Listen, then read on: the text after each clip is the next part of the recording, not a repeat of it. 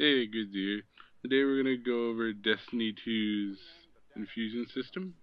We're going to start with the weapons because the infusion system for weapons and armor is essentially the same except for one major difference, which we'll go over when we take a look at the armor. To start, the only weapons that you can infuse into are legendaries and exotic. So purple weapons and yellow weapons. You take a look at them and see they have the infusion option. And if we look at a blue weapon, it does not have the infusion option. If you played Destiny 1, you remember that there was a straight infusion system where the weapon that is being infused into will receive the same power level after infusion as the weapon that you're using as infusion fuel. That is still the same in Destiny 2. The major difference now is that we now have mods.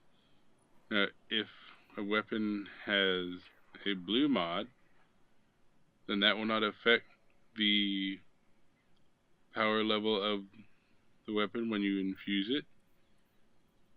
So this one here has a blue mod, which means that its level is actually 289. Now, weapons that have purple mods are given an additional 5 damage. So this weapon is actually 299 minus 5. So the actual base level of this weapon is 294.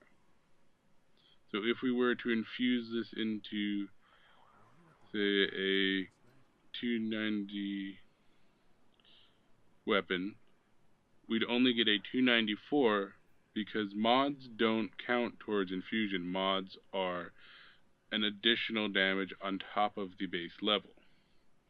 The base level is the actual power level of the weapon, and that's what you can infuse into other weapons.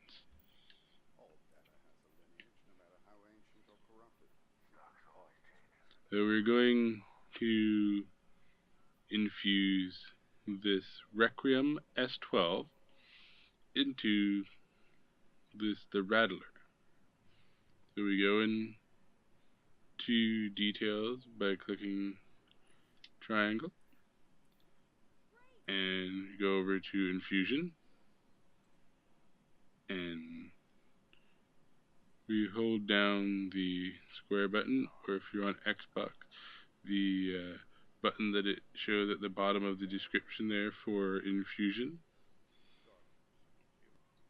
And since this is a 289 and it has a blue mod in it, or if it had no mod, then it would be 289. So we're going to get a straight 289 infusion. So now our Rattler is 289. Now, if we want to, we can boost its power level by 5 by using a legendary mod. So its base level will still remain 289, but the usable level in combat will now be 294.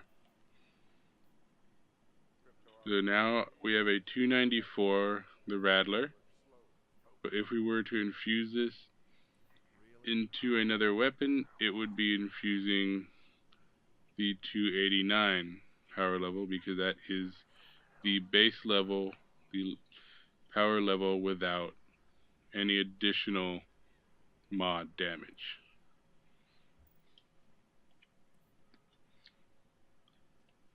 The other thing that they have changed in Destiny 2 is that you can only infuse weapons of the same kind.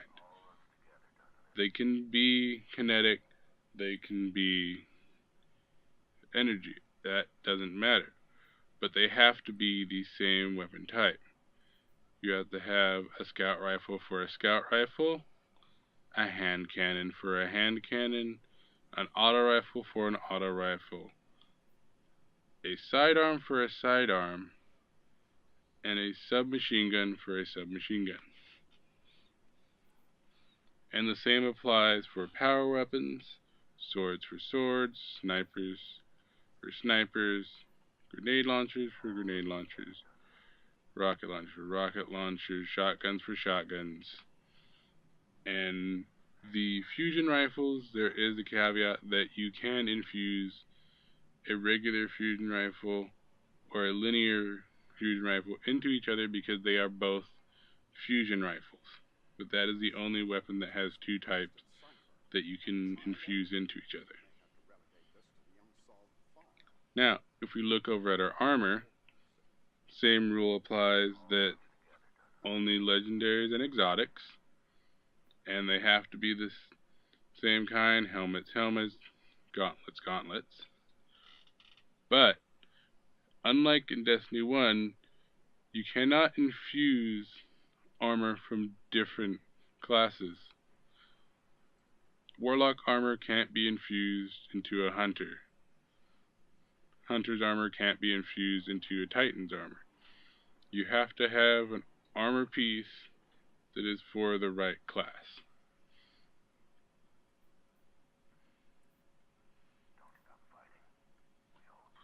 And you have the same rules of the legendary mods add an additional 5 damage. So this 297 is actually a 292 base level. And if we were to infuse this into a 290, we would get a 292 because the base level is 292. Base levels are the power level minus any mod added power level, whether it be damage or defense. Thank you for watching this video on Destiny 2. Remember to like and subscribe for more Destiny 2 related videos.